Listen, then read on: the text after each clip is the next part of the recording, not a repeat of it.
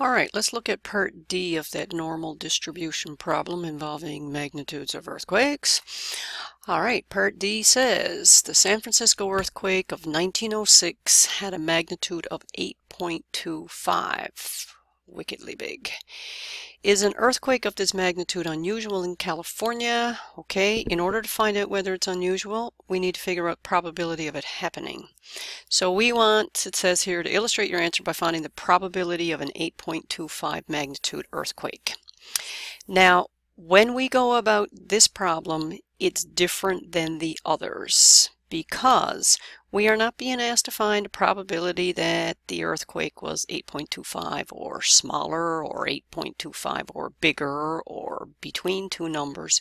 We want to know what is the probability that the magnitude was precisely 8.25. All right, so my note here says this problem does not involve area under the curve because if I look at my curve right here, okay, my mean is 6.2, 8.25 is way up here. 8.25 is a point on this curve. There is no area that corresponds to a point on a curve. So we have to use a different we're using a normal distribution, but anytime we talk about probability distributions, we can talk about cumulative probability, which is always areas under curves, or we can talk about probability density, which you see right here. And density is when we look at a particular value of x and we find one value of y that corresponds to that x. In your notes, and I've corrected this from some other course I had, anyway, in your note number 5 on the normal distribution on slide 17 is this formula right here. And this formula allows you to plug in a value for x and solve for y. Now let's look at this formula. It says 1 over sigma. Well, all right, sigma is the standard deviation of the distribution we're talking about. We're talking about earthquakes. We know the standard deviation is 0.5 times the square root of 2 times pi, which just is a mathematical constant. E is a mathematical constant on our calculators. You got a button there that says e to the x. And I have to work out the exponent. What is it? It's negative 1/2 times the value of x that I'm interested in, and in our case x is equal to 8.25. I have to subtract from the mean of my population, which I know is 6.2, divide by the standard deviation, square that mess. So I've plugged the values in right here. I'd work this out on my calculator. Yeah, it's doable. It's messy, but it's doable. And my calculator gives me an answer of 0.000175. Okay, so that's the probability, and probability is not very high. However, most of us are lazy, and we certainly don't like working with formulas like this. And we can't go to our normal distribution tables because the tables only give us areas under the curve. So if I want to get a quick answer to this problem, I'm going to use Minitab. So let's go to Minitab. All right, let me get rid of something here. Now, in the past, I've gone into the graph probability distribution plot. But again, there's no point in doing this because all this thing will show me is areas under the curve. There is another tab here on our toolbar called Calc.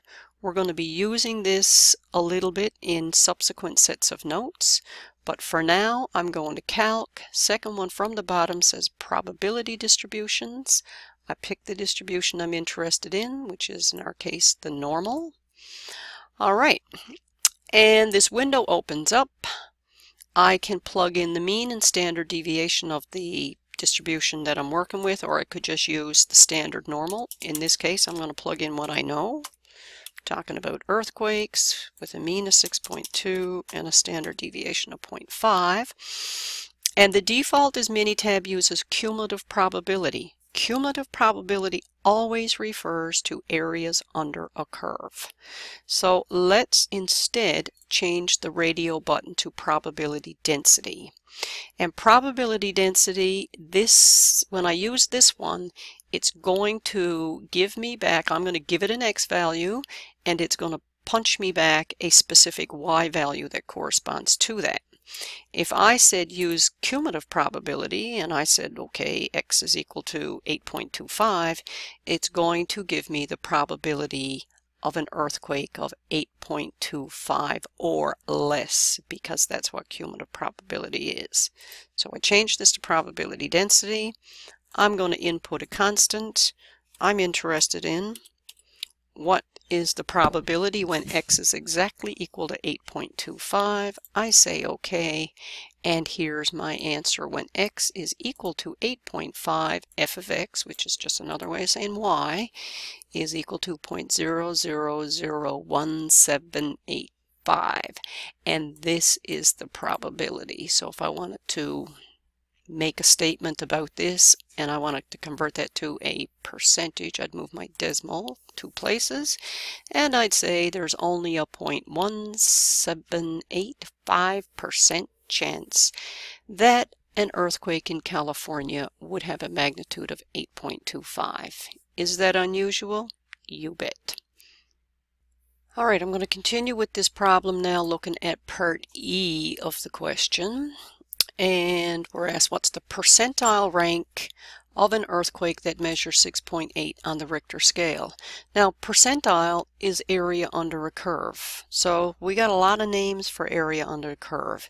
It represents percentiles, it represents probability, it represents proportions. All P words, by the way. Okay, so it says here, really what we need to find is how much area is going to be under this curve when your magnitude is 6.8 or smaller. And I'm not going to spend too much time on this.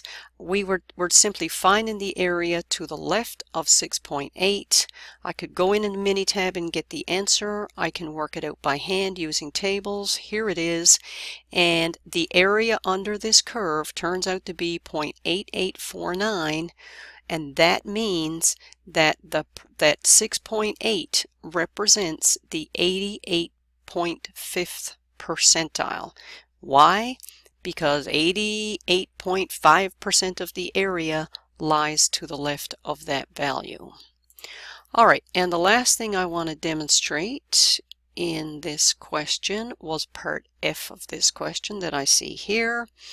And we're asked, what is the magnitude of an earthquake that represents the 99th percentile?